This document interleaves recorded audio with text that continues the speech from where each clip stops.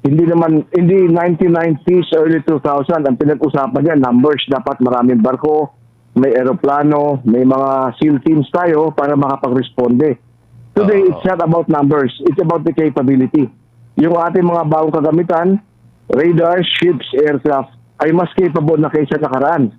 So, kahit na mas konti ang numbers, mas malakas naman ang capability to monitor and to respond. So, sufficient naman yung meron sa atin. Bagamat sufficient, yung AFP naman is prepared kung sakali may surge sa requirement nila. Makapagbigay pa naman tayo ng karagdagang assets. At yung pipeline naman naman, napuntahan natin yan. Opo. Kasama sa pinagpatrolyahan natin yan dati. Malaki yung ating oil rig doon. And then, yung pipeline goes all the way. Mahabang pipeline, I think mga 500 miles yan all the way to Batangas.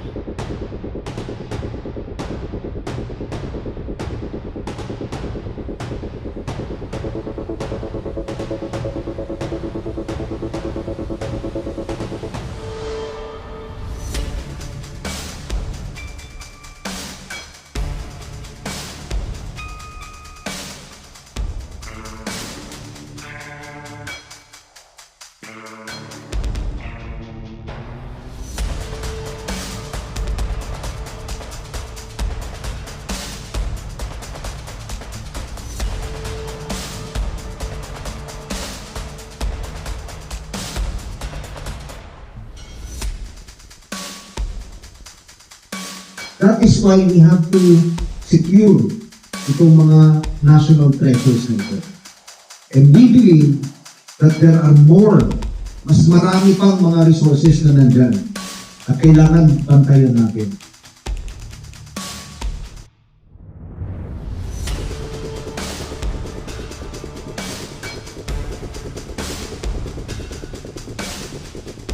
Itong Malampaya project, this has been there for the past almost 30 years. Opo. Na nakikinabang tayo sa mga natural deposits yan.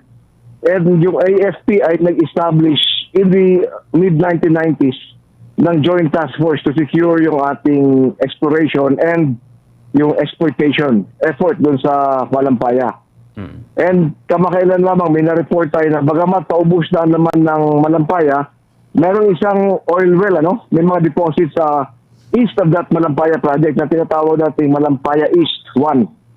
Ito ay may laman na I think 95 billion na liters of natural gas and oil. Yung security niyan ay napupunta pa rin sa Joint Task Force Malampaya, which has the capability to detect and to respond. Ibig sabihin, minimonitor ng JTF Malampaya ang kapaligiran. Pati yung ating submerged na oil pipeline that goes all the way to Batangas.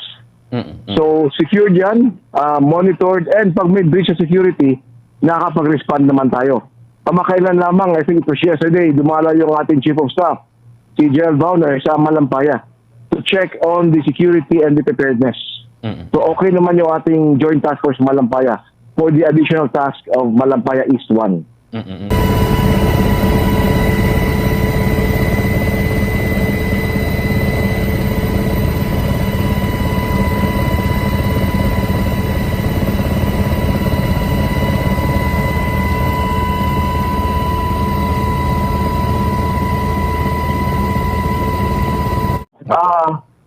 Ang marami naman na naitala natin in the past, yung mga fisher folks, yung mga barko, na establish naman yung pipeline na yan and merong notice to mariners na wala namang kumbaga mag-aligid sa ibabaw ng pipeline. Bagamat malalim yun, natin alam, baka may mga trolling activities, baka may mga activities sa taas na makaka-disturbo, makakatama, makakasira sa ating pipeline. So wala tayong na monitor na direct threat naman sa kanya.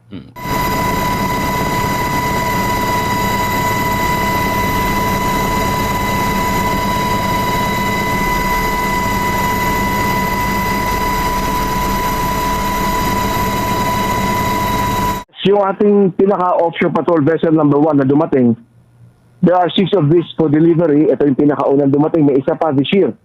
Ito ay mapupunta sa mga naval operating forces natin. Hindi pa natin masasabi sa ngayon kung anong naval operating force, but ito ay dagdag pwersa natin. Yung sinasabi ko na mas capable yung mga barko na bago So this will greatly enhance our operational reach. Mas malayo ang marating, mas malawak ang makover sa monitoring.